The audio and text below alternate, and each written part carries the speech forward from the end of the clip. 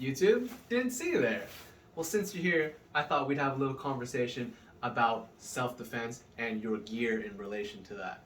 And so I had this thought for this video today because I was walking home from work just in the exact same things that I'm wearing right now when I had spotted someone across the street, clearly a homeless person. I don't know what dude's been doing today, but he's got tattered clothes, he's holding something in his hand, he's waving it, and he's looking at this guy over just stopped at the crosswalk on his bike, and he's just yelling at him. And I'm about to cross the street, and I'm looking, and I'm about to cross paths with this gentleman. And my first thought, being the type of guy that I am, is what I'm gonna do if this situation goes sideways. And so that had me thinking, like I kind of got a whole bunch of stuff with me, right? And so it's like I've got my pocket knife, I've got my pepper spray, I've got my firearm, right? Oh, what I'm gonna take out, what I'm gonna use, what I'm gonna do if this man approaches me and tries to do things sideways. And I thought about that, and it wasn't, my first instinct was to grab my gun. See, I feel like a lot of times people, especially those YouTube comment warriors, the first thing they'll say is, I would just shoot him. Me personally, I would just blast the dude. But for me, I'm not gonna take out my gun. I'm certainly not gonna shoot nobody just for looking crazy. You know, and somebody could be, looking funny and all that. Maybe he's having a bad day, right? Maybe the dude's down on his luck. I'm not just gonna shoot him, right? And it's like, no, you wouldn't. You wouldn't shoot this person just for walking in your direction, for like looking at you or asking you for money, And it's like, are you gonna kill someone over that? Like, I certainly wouldn't. I believe in like protecting and like having what I've got on me for keeping people safe, and certainly not for protecting the things that I have. And so this was the conversation that I thought. Right, I've got a lot of things. I got like my Switch in here and all that. I got all my gear. I'm not trying to get robbed, right? And so my point is that I wouldn't be necessarily using any of my gear to help me if this did go in a bad situation, if this did go sideways. I would be relying not on my gear, but on my training and my like self-assuredness of how I would handle myself in such a situation. And this is not only like, when I say training, I'm not talking about like a bunch of like kung fu kicks and all that, like how I'm gonna do whatever. It's physical, but also it's mental. And so what I mean by that is there's this term in psychology called priming. And that's the idea of that, you might never know what's going to happen. One might not ever know what's going to happen until it happens to you. But what someone can do is they can prime their brain for if something does happen. And so that's, for example, think about when a boxer will go into a round. They might give themselves a little pitter patter, give their brain an idea of what might happen, what is going to come. That's a form of priming. That one's a little more physical, but another example is like, what would I do if this person came and attacked me? And so a lot of people might think, oh, that's paranoia, you're being paranoid. But again, type of guy like me, I'm thinking about my own safety. I'm thinking about like, not what if something happens, or like, oh, something is bad's gonna happen to me. Not necessarily just that, but it's like something bad could happen to me. And what will I do if something bad happens to me? And so that comes with a few different steps of preparation, different layers of like preparedness. And so I would say there's many things that a lot of different people would tell you, especially you see on YouTube. So there's going to be awareness, and that's going to be more than just what people talk about all the time, situational awareness. Oh, besides the I would just shoot him, it's I would just have situational awareness. And it's like, not only situational awareness is going to be the only thing that's going to save you. It's not a be all and all type of thing. It's like you've also got to have a whole bunch of things in conjunction with that. Not to say situational awareness isn't useful, and it is. It's something that everybody should practice, I would say. But there's also a type of like social awareness. So it's like, what is acceptable and what's not? Where are you? What neighborhood are you in? What's the context of what you're doing, right? So for me, I'm walking home. I see this man. Well, what I do, I give him a smile, give him a nod, right? He comes to me, he says, got any cash? I don't got any cash on me, man. That's it. And he just walked away, right? I could be, what you gonna do? What you gonna do, right? Type of thing. But that's gonna freak that person out. That's gonna make him feel on edge, type of thing. So it's, do the things that are gonna prevent you from getting hurt, or maybe from you having to hurt somebody else. And whether that's, you know, give a smile at somebody, just be friendly, neighborly, right? Acknowledge the person for one. That's another aspect of the social awareness, right? You ignore a person, maybe they might get angry, right? You just go like, fuck off, bum. You know, I don't got shit for you. They're not really gonna take that so kindly. You know, whether or not they're undesirable, one might call, right? I got nothing against homeless people, or you're, you know, an upstanding churchgoer or whatever is deemed like a good person. Everyone's a person. Everyone deserves respect.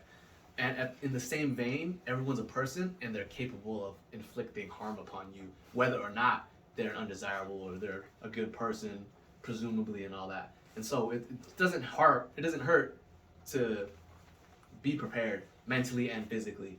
And both, I would say, are important. It's not just your awareness, but it's also your like decision making, right? It's like, what are you gonna do in any given situation? That's part of the priming, right?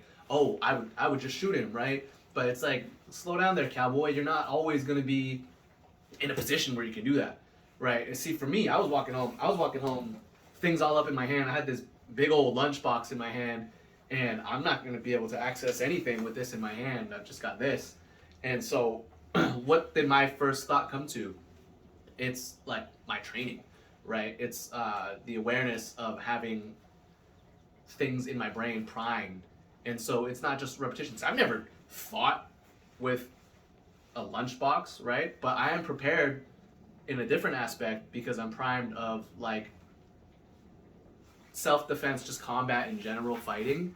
You're going to be doing the same motions whatever you're holding. You could be holding a firearm or a knife or a sword or a lunchbox, and you're going to be doing the same motions. And so what I'm going to do is like rely on that.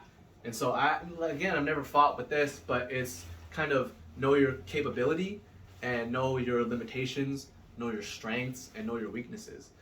So another rundown of like what I would do or in the situation if it went sideways.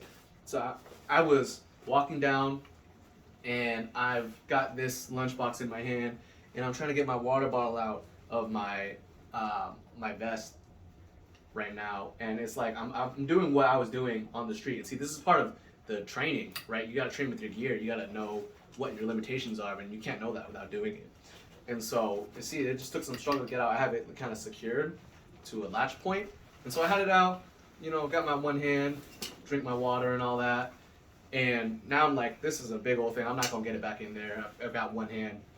And about that same moment, that's when I see a gentleman across the street doing all of his screaming. And I'm like, oh wow, what am I gonna do? Am I gonna drop all the things out of my hand, reach for my gun? Am I gonna grab this pepper spray and, you know, blast him in the face? And it's like, I'm not gonna be able to do all that in a split second. You know, I didn't really think about that. And that's part of the priming. See, it's a good thing I had this experience. And so now it's a little bit primed in my brain.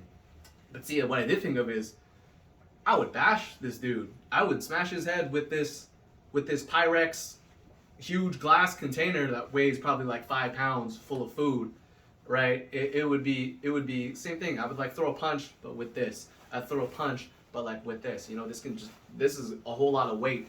It's a force multiplier. You know, this is a type of thing that's gonna help you whether or not you know, have a gun or a knife or whatever in your hands. And the same type of idea goes for like a phone, for example. And so, like, a lot of people will worry about like, oh, well, what am I gonna do to protect the things that I have on me? And so it's not like your gear should serve you, not you should be serving your gear. You should be protecting your gear. Your gear is what should be protecting you.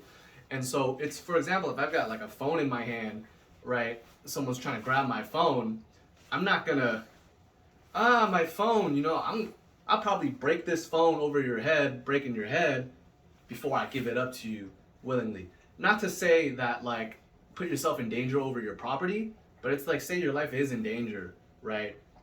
Things are just things. I'm willing to lose this phone, you know, whether that is through like defending myself or from it getting taken from me. If it's gonna get taken from me and I'll be safe, that's I would give that up. But even for this is a force multiplier in your hand. It's more than just your fist. It adds mass to your hand. You know, you could strike with it. You could, use it in any sort of way. I got this pop socket on there. I like that because it adds a little grip on top of its actual functionality. But getting back on topic, it's not your gear that's the most important in self-defense. I would say it's probably the least important thing. So I would say the most important thing is probably your mentality and like your mindset. A second of all, like your physical fitness. What can you do? And also like your training is a part of the physical aspect. So it's like know your limitations, and this is part of the training, priming. It's not spend a whole bunch of summer evenings, afternoons in all of your gear and doing a whole bunch of jumping jacks or whatever, but it's just being realistic. So it's like, would I even be able to fight with all this stuff in my hand? Like, could I throw a kick, right? Would I be able to run in this? Probably not. This is a whole lot of stuff. A dude with holding nothing is gonna be able to like outpace me, gonna catch me. So I'd probably do what I'm gonna do and like be able to defend myself with just what I've got. But that's only through training. That's not just because I have gear or because of whatever. Like it goes both ways. I would say too. Pardon my ramble, but it's not the gear that dictates how defended you are, and it's not like if you are so prepared and so primed that you don't need gear. I would say both are important, and like I said, the gear is probably the least important, but it is still important because you could be the smartest person in the world and you can find yourself shit out of luck, and if someone's in a store pointing a gun at everybody and you don't have a gun, you're kind of screwed, right? I'm gonna kill everybody in here. You can't do anything about that. It's like you do need gear in some aspects. I would say, pepper spray, that's your number one thing, right? See, I would say like a preparedness type of thing. I normally don't have all this. I might have a backpack, so where all my things would be squared away, and I've got my pepper spray right here. That's the first thing I'd grab if someone comes and tries to accost me. But, I'm not always in that situation. You have to prepare for the situations when you are not prepared. And there's a lot of people that I would just be prepared. Like, it's all right, Batman, you're not always prepared. And so you got to think about what can you do in those moments that you're not prepared. And so what I would do is I would do a whole bunch of training, right? And so it's not like Batman with prep time. Again, like I said, you don't always have the prep time.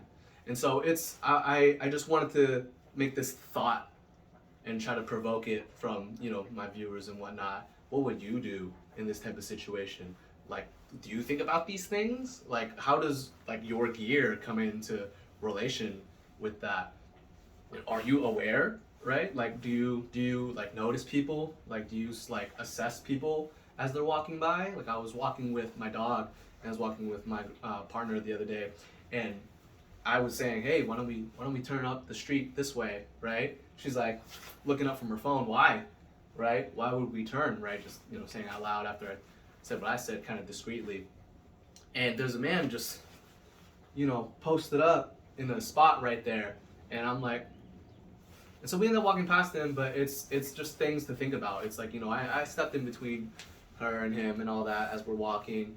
But it's just things like that. It's not every homeless person's a bad person, right? Not every person you deem just because what they're wearing is, an undesirable person. But it's things to think about. Like, his clothes are all tattered. He hasn't got anything on him. He's holding something in his hand.